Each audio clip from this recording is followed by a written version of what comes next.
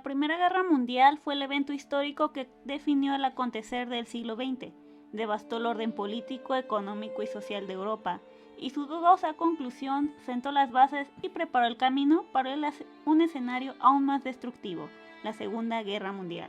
Museo de Memoria y Tolerancia. Acompáñanos en la aventura de los errores pasados para descubrir que la humanidad es historia. Esperemos se encuentren bien. Hemos llegado con la entrega número 62 de este podcast. Para continuar con el tema navideño, este será nuestro segundo especial, donde hablaremos tanto de una terrible verdad como un verdadero milagro navideño. La tregua de la Navidad de 1914. Yo soy Israel Olvera. Y yo soy Itzel Olvera. Recuerden ahí que nos encuentran en Facebook, Instagram y TikTok como épocas.épicas.podcast y que pues también invitarlos ahí a escuchar el episodio de Santa Claus. Espero que unos días, el mero 24 o 25 esté ahí ya subido para que ahora sí el especial de Navidad, o al menos uno de ellos esté en el día de Navidad. Así que pues espérenlo y vamos empezando con este tema. La tregua de Navidad. Una imagen a blanco y negro congela a un grupo de 4 o 5 soldados en pleno salto en el aire en el momento de disputar con la cabeza la posesión de un deshilachado balón. En la parte de atrás se ve a sus compañeros en un paisaje desértico, esperando con los brazos abiertos y las rodillas un poco flexionadas el desenlace de la acción. Esta es una cita textual que quisimos dejar para dar comienzo a hablar de esta situación extraordinaria. Esta descripción de una fotografía que pasó a la historia por todo el simbolismo de lo que representa, sucedió en medio de la Primera Guerra Mundial, un 24 y 25 de diciembre de 1914, donde los soldados dejaron el horror de la guerra a favor de la unión en la celebración más conocida del planeta, la Navidad, y como complemento de la larga historia de nuestra especie, una pelota ayudó a darle aún más carga a este hecho. Como algo tan simple en medio de la sangre y destrucción, trajo un poco de paz a aquellos que mandaban a morir y a convertirse en asesinos. Pero antes de ir de lleno a hablar exactamente de este hecho, vamos a ponernos un poco en el gran contexto de lo que fue esta guerra. Llamada en un principio como la Gran Guerra solamente, no hubo lugar por donde no se libró, sea por aire, tierra o mar. No se perdonó el derramamiento de sangre. Se estima el número de muertos entre 8 millones de soldados hasta casi 11 millones según otras estimaciones. Y por desgracia casi la misma cantidad de civiles con más de 6 millones de muertos. Para que se den una idea de lo cruenta que fue, el 60% de todos los participantes perecieron. Y muchos de los supervivientes no solo tuvieron que seguir con los horrores de estas apuestas, sino de forma física con grandes lesiones irreparables. Y sin contar a los desaparecidos. En números más crudos, la cantidad de soldados heridos no se debe desestimar, ya que fueron entre 22 a casi 24 millones de heridos, que ya quedaron así, ¿no? Los enfermos civiles por hambre y enfermedades infecciosas también fueron incontables. Esto sucedió en tan solo 4 años, de 1914 a 1918. Así es que se convirtió en uno de los más letales de toda la historia humana. Y haciendo un pequeño hincapié, muchos de estos soldados eran jovencitos, de los que sacaron de 16, 17 años para reclutarlo. Así que en el caso de que hayan sobrevivido a la guerra, 15 años más tarde, ya se les venía la secuela. Sí, más y aún seguían, digamos que se pudieron recuperar de sus heridas. Lo más probable es de que les tocó luchar también en la siguiente guerra, por desgracia. No, pues mira, si tienen unos 16, 17 para la Primera Guerra Mundial, la segunda empezó en 1939, así que aún estaban en edad para poder combatir. Sí, estaban ya cerca de sus 40, ¿no? Pero seguían en buena edad, por desgracia. Como en otros conflictos, este tuvo varias causas, pero como siempre, todo viene de las alianzas entre las potencias, principalmente la militarización del grupo llamado el Triple Entente, que eran la Gran Bretaña, Francia y Rusia. Por otro lado, la secreta en ese momento llamada la Triple Alianza, porque la humanidad es jodidamente original, es otra alianza de 3 entre Alemania, el Imperio Austrohúngaro e Italia. Así que estos de las triples y todo eso también depende de qué guerra estés hablando. Es que, por ejemplo, alguien en un videojuego hacía que nuestro juego va desde la guerra de la Triple Alianza hasta la guerra de la Triple Alianza. ¿Por qué? porque era el periodo de la guerra de la Triple Alianza aquí en México, cuando eran las tribus de mexicas. Sí, cierto, aquí también era la guerra de la Triple Alianza. Hasta la Triple Alianza, la guerra de allá de Sudamérica. Bueno, pudiera haber sido también hasta la Primera Guerra Mundial. Entonces, pues depende a cuál te refieras. Pero bueno, ya continuamos. Los primeros tres aún tenían sus imperios coloniales, y la verdad es que no los dejaron tener sino hasta finales de la Segunda Guerra Mundial. Por desgracia, duraron mucho más. Y esto con simplemente la expansión y de mantener ese poder, por supuesto. Como siempre, no puede faltar. A pesar de todos los avances tecnológicos de medicina, de derechos humanos, de pensadores a finales del siglo XIX, Europa en realidad estaba en una calma relativa, algo que solo parecía equilibrado y, como dirían, uno que en cualquier momento podía derrumbarse, ¿no? Como una casa de naipes. Uno de los pocos que aceptaban en ver esto fue el famoso canciller alemán von Bismarck, en su discurso ante el Congreso de Berlín en 1878, y él dijo: Europa hoy es un barril de pólvora y sus líderes son como hombres fumando en un arsenal.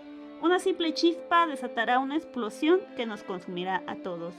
Lo siguiente quisiéramos agregarlo como un análisis rápido de estos antecedentes, así que pues como muchas personas grandes en el poder, pues él sabía que se avecinaba muerte y destrucción. No, pero miren qué curioso, hablando de Otto von Bismarck, en este caso, porque para la gente que no sabe, la verdad es que Alemania como país no existía hasta la llegada precisamente de este señor von Bismarck.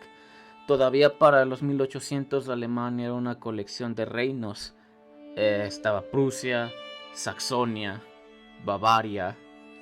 Sí, si vamos a hacer cuentas, de hecho México como tal nación tiene más tiempo existiendo que Alemania. Porque si Alemania ya existía, se les considera a los pueblos de Alemania, la gente de alemana, pero el país como tal no existía. Pero bueno, eso ya es otra historia. Le llamaban más germanos, ¿no? Eran germanos. Pero bueno, una de las principales razones de que todo podía hacia abajo era que ninguno de los países europeos veía con malos ojos una guerra, ya fuera por intereses económicos o simplemente para demostrar su poderío, a quienes los infravaloraban, y el clásico que persiste sobre todo la pérdida de territorios era el caso de Francia e Italia. También estaba bien conocido como el caso económico, como el temor a la competencia económica, búsqueda de materias primas y el control de rutas comerciales. Así que pues todo giraba en que... al dinero. Que le puedo quitar al otro porque pues yo quiero tener más, ¿no?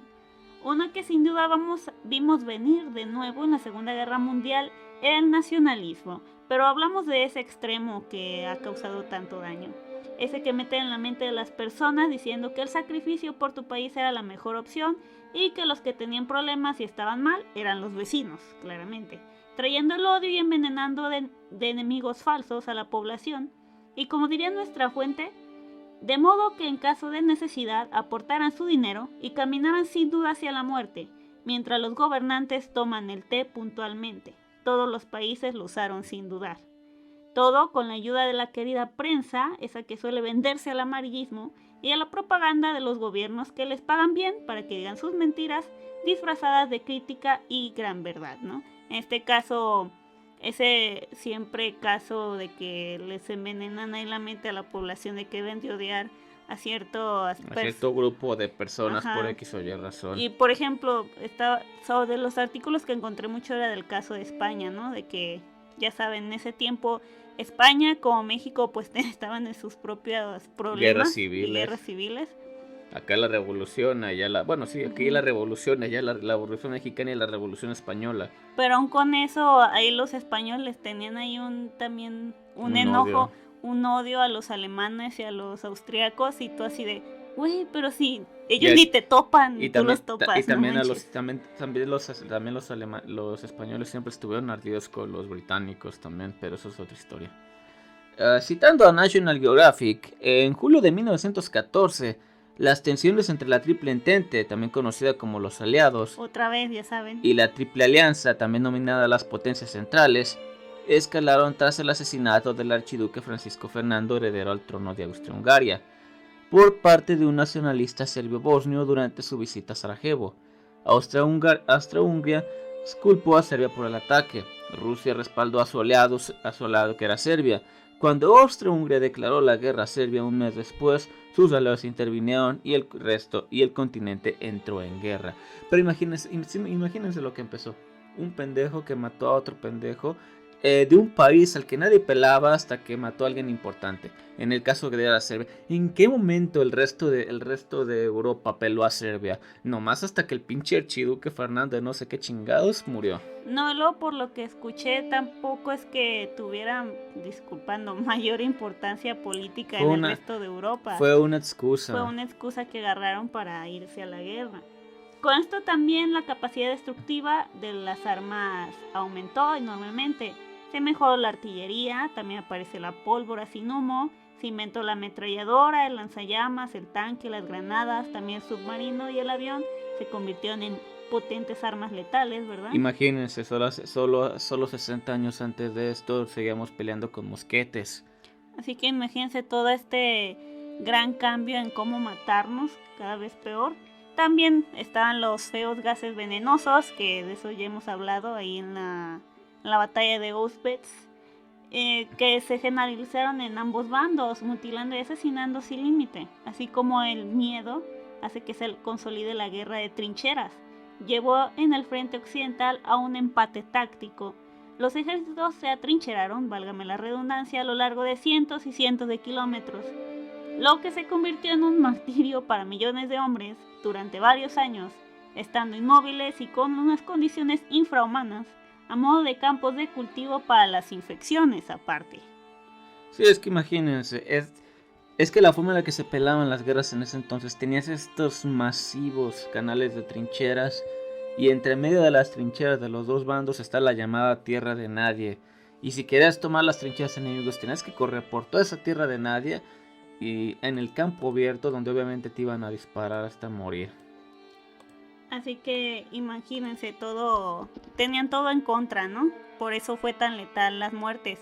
O morías de infección, o morías porque no se trató bien una herida, o terminabas muerto porque te desapareciste y terminaste sin comida, o sea... Y en el mejor de los casos, una ametralladora te iba a tumbar mientras saltabas la trinchera. O una bomba. Citando de nuevo... El enorme costo de vidas en los frentes, las penurias de la población civil y la conciencia de que la guerra no iba a concluir pronto extendieron el desánimo en todos los países contendientes. Los ejemplos son múltiples, hablando de lo que hizo la población civil quejándose de esto, ¿no? Hubo una oleada de huelgas en Gran Bretaña en 1916, hubo motines en el ejército francés en 1917, también aumentó las demandas nacionalistas en Austria-Hungría. Sin embargo, dos acontecimientos claves fueron a decidir el signo de la guerra: la revolución soviética en Rusia y la entrada de Estados Unidos en el conflicto. La cosa con Rusia en la Primera Guerra Mundial es que, como muchos sabrán, Rusia no solo estaba peleando una guerra allí. Poco antes de que empezara la Primera Guerra Mundial, Rusia decidió que era buena idea seguir hacérsela de tos a Japón y perdió. Y mientras estaba peleando la Primera Guerra Mundial, también tenía que estar peleando su propia revolución.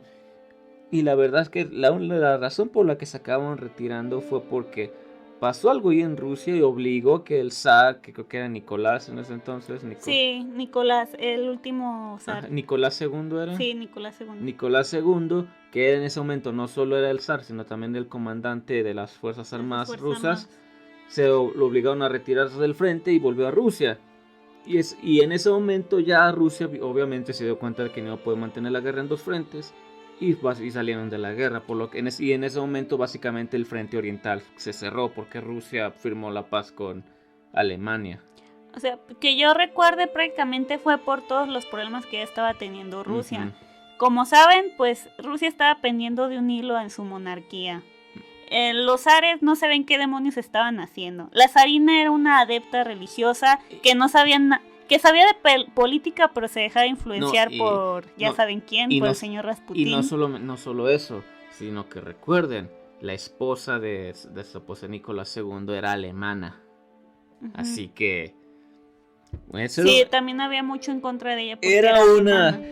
No, y aparte lo peor, porque como ya les comentamos, Nicolás tomó el mando del ejército. Eso implicaba que el güey tenía que estar en el frente, Ajá. liderando a sus soldados. Y adivinen quién se quedó al mando. La zarina. La zarina, que era su esposa, alemana, mientras él se fue a pelear contra Alemania. O sea, eso no lo hizo quedar muy bien al zar. Sí, luego como dijimos, ahora estaba Rusia, pendiendo de un hilo, porque esos últimos zares pues sí demostraron cómo iban bajando y cómo iba a terminar la monarquía rusa. Lo que fue, por ejemplo, los dos zares que les precedieron fue, creo que Alejandro I, y Alejandro II y Alejandro I. Alejandro II, que era el abuelo de Nicolás, él intentó reformar, pero sus reformas fueron como de básica. Ya no van a ser esclavos, pero van a ser trabajadores con súper poca paga y le deben un chingo de dinero a sus empleadores, así que básicamente son esclavos de todos, en todo menos nombre. Y intentó reformar, pero sus reformas no hicieron mucho. Y luego vino Alejandro II, que dijo que se jodan las reformas de mi padre y se dedicó a reprimir más a la población. Y luego vino el señor Nicolás y tomó tantas malas decisiones que se podría hacer varios capítulos hablando de ello. Fue una comedia de errores. Porque, por ejemplo, con Alejandro II se puede decir que fue el que tuvo más calmada Rusia, pero no fue porque tratara de mejorar su pueblo, sino porque lo reprimió. Una de las cosas que ustedes sabrán es que Rusia es estúpidamente grande. Sí. Y no todo el pueblo, no toda la gente que vive en Rusia no se puede decir que es étnicamente rusa. No. Tienes gente que es medio oriental, tienes más al norte los cosacos, la gente de Siberia, las otras etnias que viven en el sur de Rusia, ya más cerca de Medio Oriente. Sí, tienen muchas etnias. Y toda esta gente, pues obviamente que tiene su propia cultura, religión, etcétera. Y obviamente, a Alejandro II no le latía eso, así que... Hay que destacar, solo para que se den una idea de lo mal que estaban comunicados y de lo amplio que es Rusia, se cuenta que a finales de creo que aún para los 1880 por ahí, antes del siglo XIX, aún desde... Antes del siglo XX más bien. Del siglo XX, perdón, aún desde la capital de Rusia hasta el extremo más al... oriental. Así, hasta allá muy cerca de Japón, en la mera orilla, creo que se tardaban 2 años en llegar la información. Así que bien, podrían aún estar pensando que el papá de Nicolás aún estaba gobernando. ¿No? Y luego decir, cabrón, ya hay otro nuevo zar. Pues sí. Pero ya lo quitaron. Ajá. Oye, pero ya murió así. No, que hubo una revolución así. Que ya tenemos un nuevo gobierno. Cabrón. Así de mal estaba la comunicación. Que aún nos perdimos de un chingo, güey. Sí, imagínense, tan mal estaban, no tenían medios de comunicarse, no estaban unidos étnicamente, pues tenían todo en contra. De hecho, durante la Revolución Rusa, eso fue lo que le permitió al Ejército Rojo ganar, porque lo que era el Ejército Rojo, que en ese momento pues sus líderes, ya saben, era Lenin, Trotsky, etcétera, ellos estaban situados en lo que era el centro industrial de Rusia, donde está la mayor parte de la población y donde están las fábricas y todo eso. Mientras que el ejército blanco era el ejército que venía de todo el resto de Rusia. Así que, pues imaginarán. Obviamente ganaron los rojos, aunque tenían menos soldados y menos gente, porque tenían acceso a los recursos. Pues sí, tenían todo a su favor. Pero continuemos. Así es como él abandonó la guerra por parte de Rusia. Este permitió que Alemania concentrara todas sus fuerzas en el frente occidental. Como le dijimos, con la partida de Rusia, el frente oriental básicamente se cerró, porque ya no quedaba nada en el oriente, en el frente oriental, que le pudiera hacer de la tos Alemania, que iban a ser Serbia, Yugoslavia y Bulgaria. O sea, no tienen la potencia. No tienen la potencia. De hecho, creo que algunos incluso ya se habían rendido. Pero bueno. Y eso les permitió concentrarse en el frente occidental. Ya para el verano de 1918 fueron los últimos ataques alemanes con sus aliados al borde, económicamente como de forma militar. Y ya la llegada de las tropas de Estados Unidos desequilibró definitivamente la balanza en favor del grupo del Entente.